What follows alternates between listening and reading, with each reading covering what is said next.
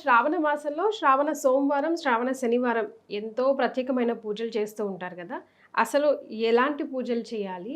ఎలాంటి నియమాలు పాటించాలి? ఎలా చేసుకోవాలి పూజని? అతిగా కాకుండా, దేవుణ్ణి కూడా ఇబ్బంది పెట్టకుండా.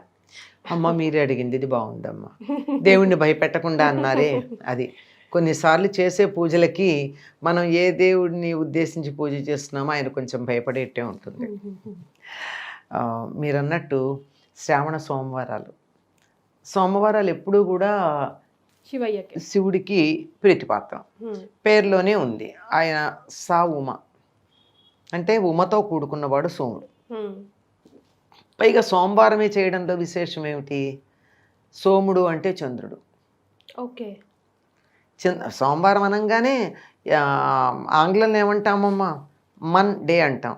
నిజానికి అది మూన్ డే, అంటే చంద్ర సంబంధమైన వారం. సూర్యోదయ సమయంలో చంద్రహోర ఉంటుంది. అందుకని ఆ రోజుకి చంద్రుడి యొక్క ప్రభావం ఎక్కువ ఉంటుంది గనక సోమవారం అని ఉంటుంది. ఆ సోముణ్ణి తల మీద పెట్టుకున్నటువంటి వాడు శంకరుడు. అందుకని అది ఒక కారణమైతే, నిజానికి అమ్మవారితో కూడుకున్నటువంటి వాడు, ఉమతో కూడుకున్నటువంటి శివుడు, అర్ధనారీశ్వరుడుగా ఉన్నటువంటి శివుడిని ముందు రోజు పూజిస్తారు. అది ముందు రోజు ఎందుకు పూజిస్తారంటే, తర్వాత రోజు గౌరీదేవిని పూజిస్తారు గనక ముందుగా ఆయన్ని పూజిస్తే, మరి ఒక్కళ్ళని పూజించే పద్ధతి మన సంప్రదాయంలో లేదు. మొత్తం కుటుంబాన్నంతా పూజిస్తాం. అది కుటుంబ సంస్కృతి. భర్తని దూరంగా పెట్టి భార్యకి మంగళహారతి ఇచ్చి, లేదా భార్య లేకుండా భర్తని ఎత్తినెక్కించుకుని చేసే పద్ధతి లేదు. ఏ దేవతని మనం ఆరాధన చేసినా తప్పనిసరిగా జంటగానే చేస్తాం. అటువంటిది మంగళవారం నాడు అమ్మవారికి చేయడానికన్నా ముందు శివుడికి సోమవారం నాడు శ్రావణ మాసంలో చేయడం. భార్యకి ఇష్టమైన రోజున ఇద్దరి ఇష్టానిష్టాలు కలిసి ఉంటే గొప్ప దాంపత్యం. భార్యకి ఇష్టమైంది కనుక ఆయనకు కూడా ఈ నెల ఇష్టం.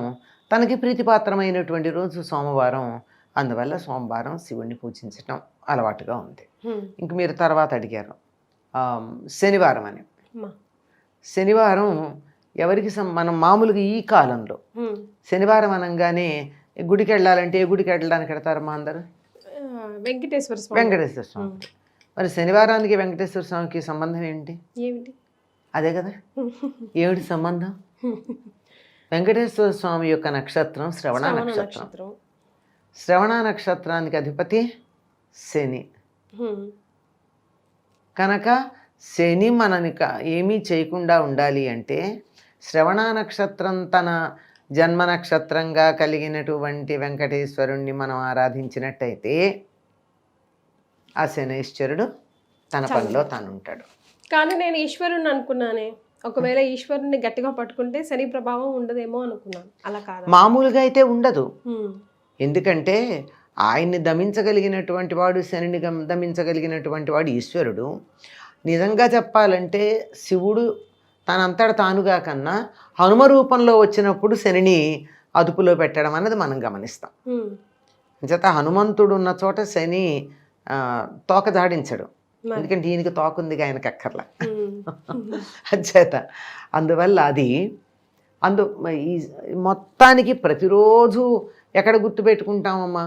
ఒక్కసారి వాళ్ళకి ఎవరి మాట ఎవరు వింటారో వాళ్ళ చెప్పు చేతల్లో పెట్టేసి ఊరుకుంటే మనం హాయిగా ఉండొచ్చు.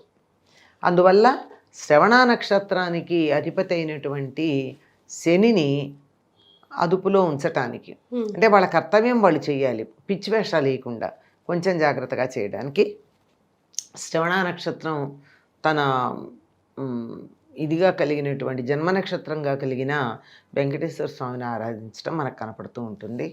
ఇది మామూలుగా ఎప్పుడు ఉండే శనివారాలు అయితే, శ్రవణ నక్షత్రం అన్నాం కదా, శ్రవణ మాసం మొత్తం కూడా శ్రవణ నక్షత్రానికి ప్రాధాన్యం ఉంది. పేర్లోనే ఉంది కదా. పూర్ణిమ నాడు ఏ నక్షత్రం చంద్రుడి సమీపంలో ఉంటే ఆ నెలంతా ఆ పేరుతో ఉంటుంది. ఈ శ్రావణ పూర్ణిమ నాడు శ్రవణ నక్షత్రం ఉంటుంది చంద్రుడి సమీపంలో కనుక దాని ప్రభావం ఈ నెలంతా ఉంటుంది గనక ఆ శ్రవణ నక్షత్రం తన జన్మ నక్షత్రంగా కలిగినటువంటి వెంకటేశ్వరుణ్ణి ఆయనకి ఇష్టమైనటువంటి శనివారం నాడు అంటే శ్రావణ మాసంలో శ్రావణ శనివారం నాడు ఆయన్ని గనక ఆరాధించినట్టయితే అత్యద్భుతమైనటువంటి ఫలితం లభిస్తుంది అని చెప్పి అందరి విశ్వాసం అమ్మ. అందుకని ఈ శనివారం చాలా గొప్పగానే పూజ చేస్తారు. ఎంతగా అంటే వరలక్ష్మి వ్రతం అయితే ఇంట్లో అందరినీ పిలవడాలు అట్లాంటివన్నీ చేస్తారు. కానీ ఈ శ్రావణ శనివారం ఇదో వ్రతంగా చేసేటటువంటి వాళ్ళు ప్రత్యేకంగా ఎవరిని పేరంటం పిలవడం లాంటివి ఏమీ లేకపోయినా ఇంటికి ఎవరన్నా ముత్తైదు వస్తే తాంబూలం ఇచ్చి పంపిస్తారు. ఏమిటి వాళ్ళ అంటే శ్రావణ శనివారం అండి, అన్నిటికీ సిద్ధంగా ఉంటారు. ఆ తాంబూలంలో ఏముండాలమ్మా? మామూలుగా మామూలు తాంబూలం అంటే ఇప్పుడు వరలక్ష్మి వ్రతం తాంబూలంలో శనగలు కంపల్సరీ అని పెడతాం, అట్లాగా ఏమైనా ఉండాలా అని? ఏం లేదు, తాంబూలం మామూలే. ఇప్పుడు వరలక్ష్మి వ్రతం కూడా కొంతమంది శనగలు ఏం పెట్టారు, మామూలు తాంబూలమే ఇస్తారు. అది వీలుని బట్టి. తాంబూలం అనగానే ప్రధానంగా ఉండాల్సింది ఆకులు, ఒక్క పండు, దక్షిణగా ₹1 కానీనో ₹1/2 పెట్టరు. ఓపాన శక్తి పెట్టాలని నియమం కూడా లేదు. ఒకవేళ దానికి కూడా అవకాశం లేనటువంటి వాళ్ళకి పూజ చేసుకుని తాంబూలం ఇచ్చుకునే వీలు లేదా అంటే హాయిగా దక్షిణగా పెట్టే దాని బదులు కూడా 2 అక్షతలు వేయచ్చు. సామర్థ్యం లేకపోతే ఉండి వేస్తే కక్కుర్తికి నీకెంత కక్కుర్తో సరిగ్గా దేవుడు కూడా నీకు ఇచ్చేదాన్ని అంత జాగ్రత్తగానే ఇస్తాడు లెక్క కట్టి. అలాగే అమ్మ, ఇంకో ప్రశ్న, తాంబూలం మాట వచ్చింది కాబట్టి కొంతమంది ఏదైనా గిఫ్ట్లు కూడా ఇస్తూ ఉంటారు.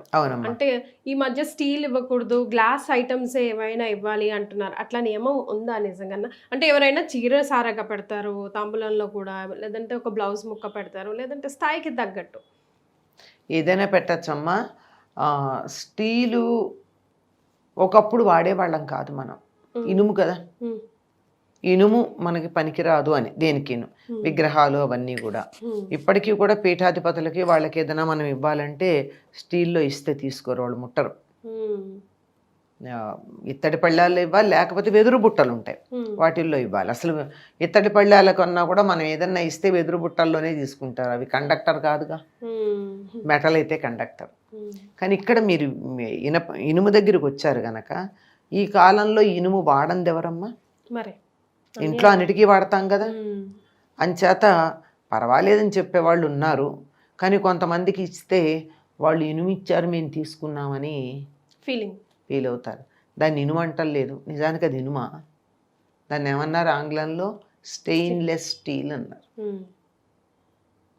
చాలా ఇనుము చాలా ట్రీట్మెంట్ పొందింది ఈ రకంగా రావడానికి, ఎంత ప్రాసెస్ అయింది. అందువల్ల పర్వాలేదని చెప్పేటటువంటి వాళ్ళు ఉన్నారు. అది వాళ్ళ ఇష్టాలకు వదిలేయడం అది పెద్ద ప్రమాదకరం అయితే కాదు. నమస్తే అమ్మా.